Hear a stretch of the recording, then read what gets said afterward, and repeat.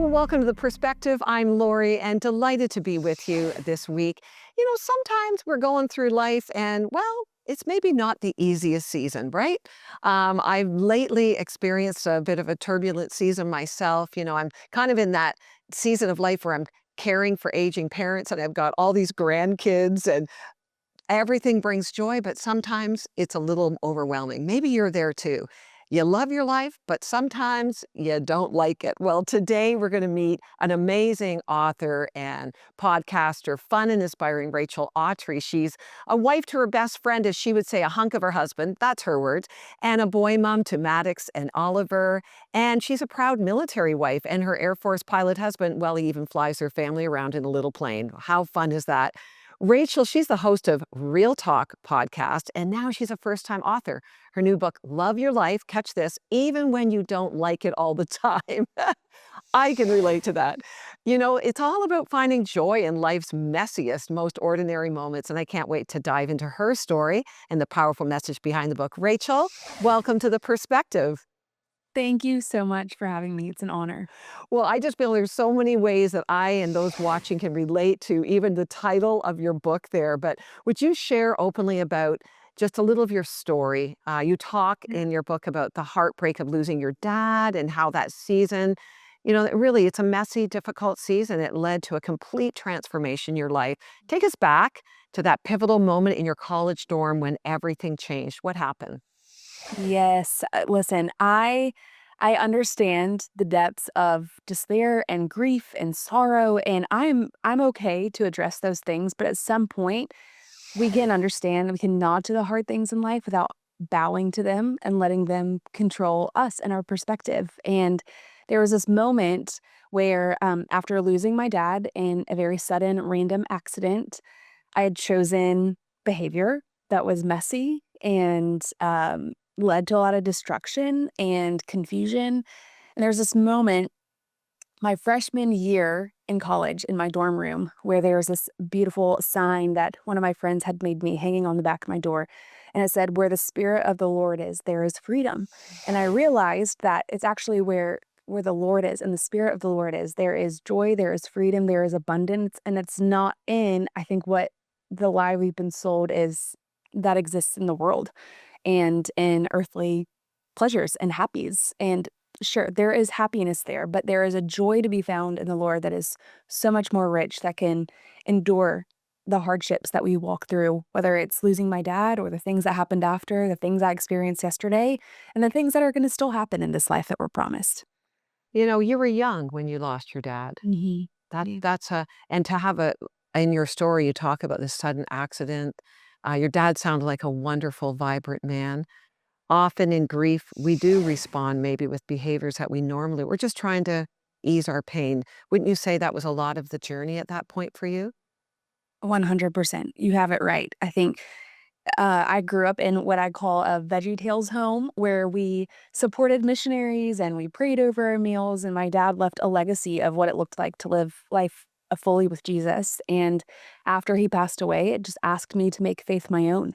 And it got messy. It got complicated. My theology was all over the place. I wasn't sure what I believed because who I was following here on earth had left me with incredible wisdom, but I wasn't sure about the application. And I think for any young teenager, I was 16 when I lost him.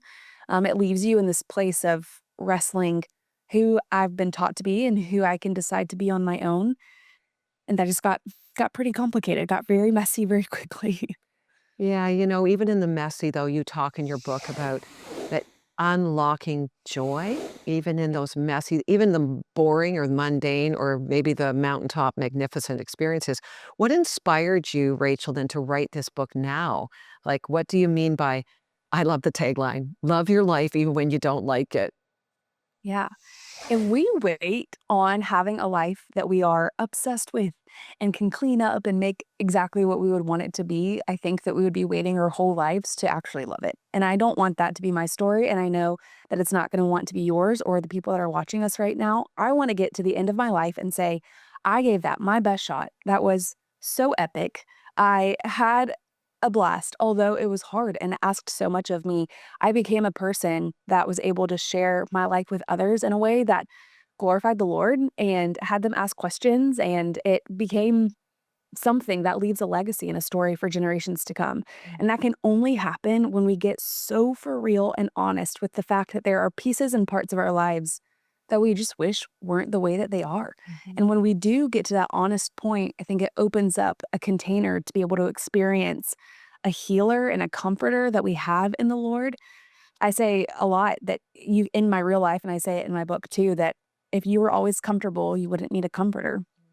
So I think it's addressing the parts of our life that are clunky and are hard or awkward or not what we ever would have chosen our own story to be, to experience the fullness and the healing and the community and the need, the requirement to go and find fuel through joy in ordinary moments that actually allows us to live a life that we really do love, even though we don't like it.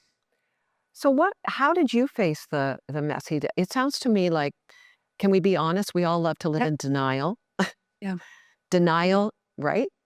Can either deny the hard things and avoid, but it really is avoidance of Mhm. pain. Like, Yeah. what was the wake-up call for you that you thought, "I can't continue to live this way. I'm gonna look life straight in the eye, whether I like it or not, and that is gonna be the way I'm gonna move forward." Yeah, I think a lot of us have been raised in this idea that we are stronger, better, wiser if we live a life that looks perfect and put together and ordinary. And I got to this point where I felt lonely. I felt a little hopeless, and I felt like maybe I just my situation was too unique for God to be able to help or touch. That left me in this place of truly just kind of like floundering in the water, asking for someone to throw me a life raft. And because I think it happened young in my life, I realized too that I hope to have so much more life to live. I hope at that moment, I was like, I hope I get to be a mom. Like, I hope I get to have a family and to be a wife and, or to use my giftings in a career or whatever it is that my desire was at that moment. I knew it hinged on not it actually happening, but me enjoying it while it was, and that was actually the desire beneath it was to just live a life that I loved to wake up to. Yeah. And that I realized then if that is what I actually want and knowing that that is not where I am in this moment, that my circumstances feel overwhelming. My situation, I can't actually control or help. It feels like if I can't change my life, I'm going to change my mind. And so I started going on this very weird, frivolous hunt for what is it that will actually create new pathways in my mind, beliefs in my heart that make the truth with a capital T I know to be true, applicable and practical in my life to use as a tool. And I just kind of started playing around with random things, shallow, deep, everything in between with what scripture tells us to be true. And believe it or not, I just ended up actually, my life didn't change on the outside looking in, but from the inside looking out, my life significantly changed. You know, I think you've just hit something really powerful there. You can't change maybe what's on the outside, some of the circumstances, but you can change the way you think about them That's right. or how you operate. You have some practical tools or rhythms, and you share them in your book to help people actually experience joy in their everyday life in the middle of the messy, we'll say. Can you share with us one of those? Yes, that okay, this is really one of the real reasons I wrote the book was less to tell my own story. It was more because I in those moments was looking for a guidebook. Like, can someone please just boss me around and tell me what to do and things I can try? I'm kind of done talking about it. I'm ready to start facing it. And so I have put together a book full of practicals. Like, okay, I know that I should, but actually, how do I? And yeah, like you're so right. There are so many fun practicals in here from finding rhythms in your life and in your home.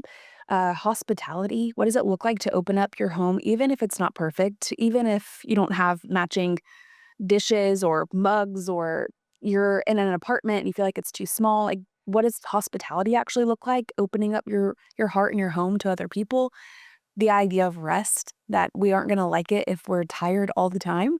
There's this idea also of just play, like the power of play in our lives, and maybe we've forsaken fun to be wise, and what kind of destruction has that done in our own mind? And so there's so many different practicals. We get kind of in the weeds. We take the 30,000 foot approach and then we come very, very down. on the runway. And we talk about what is it going to look like to get this plane off the ground. Well, Tons of practicals. I love the practical, and we're going to take a quick break and come back, and you're just going to unpack some, bring us right down to the ground, okay? So Love that it. we can like put this thing into action. If you need prayer right now, you're facing the messy, you need help, call us at 1-855-910-6297. Our prayer line is open 24 hours, 7 days. We'll be right back.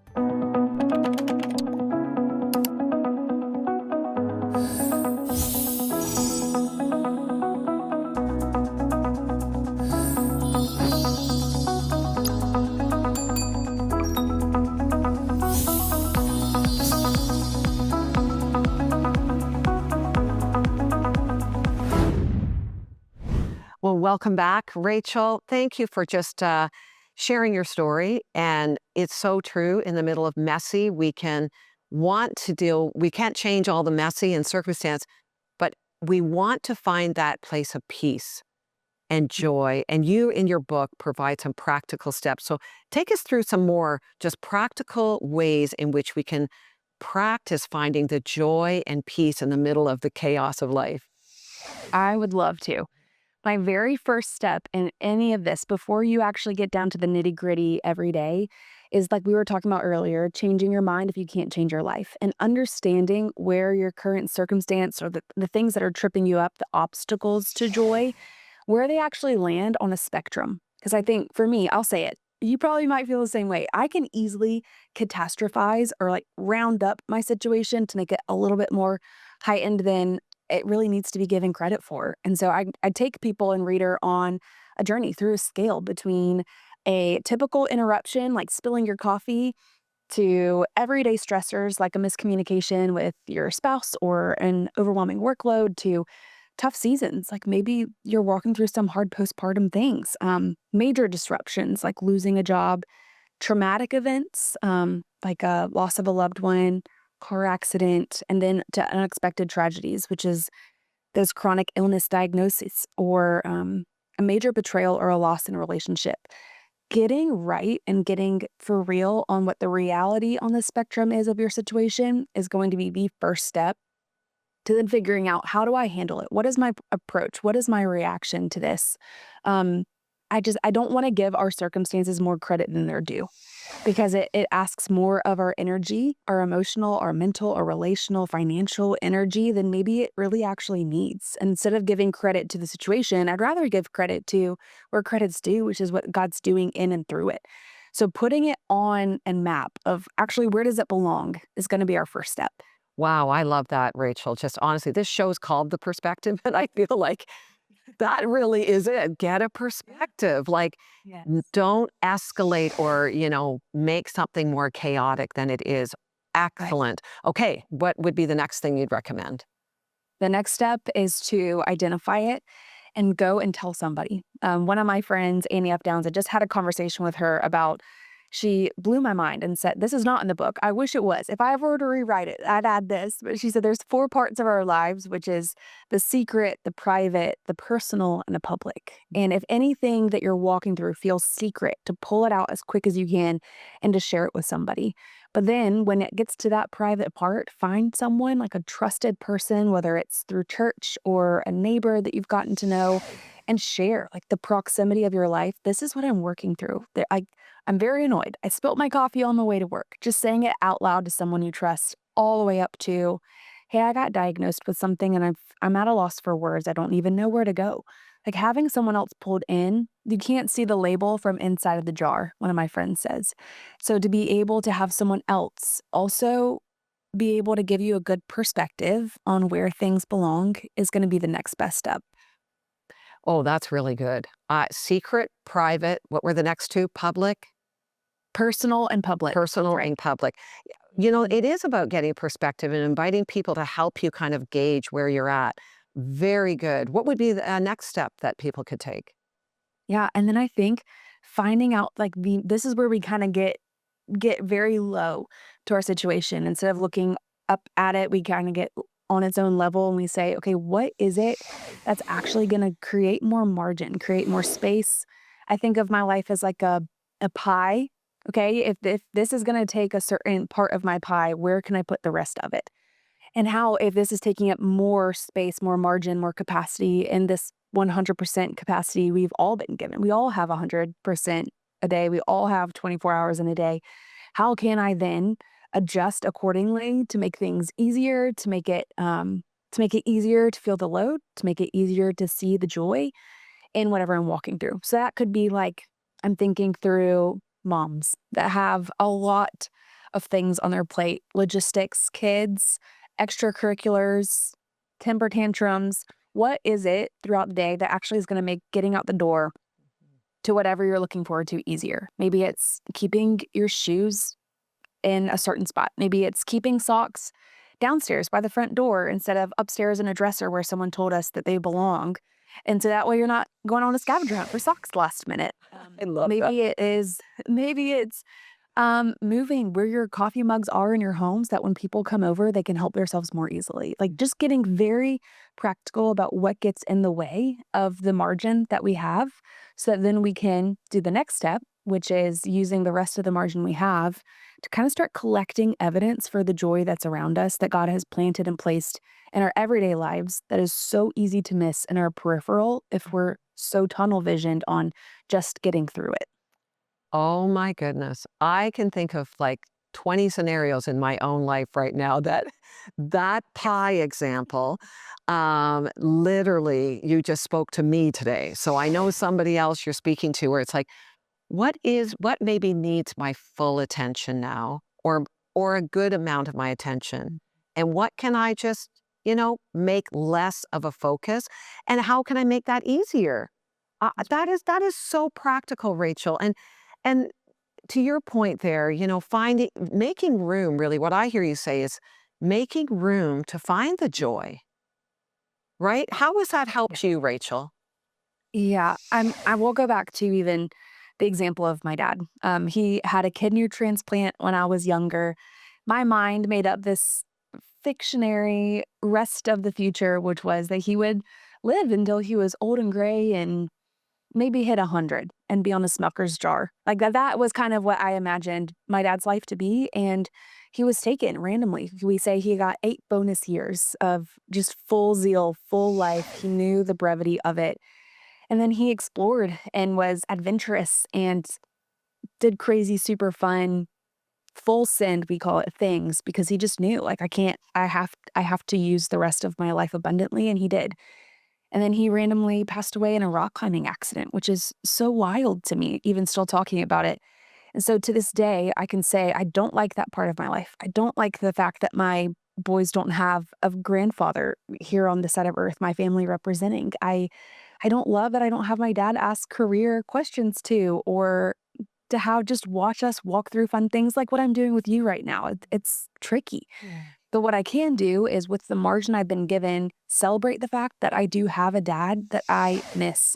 I can celebrate and still remember him by introducing my boys to him through pictures and stories and memories and legacy. And so instead of tilting our mind towards what is our natural bend, which is the hardship, and to find what's hard and bad and fixable because we like to fix things instead of the problem, focusing on the joy.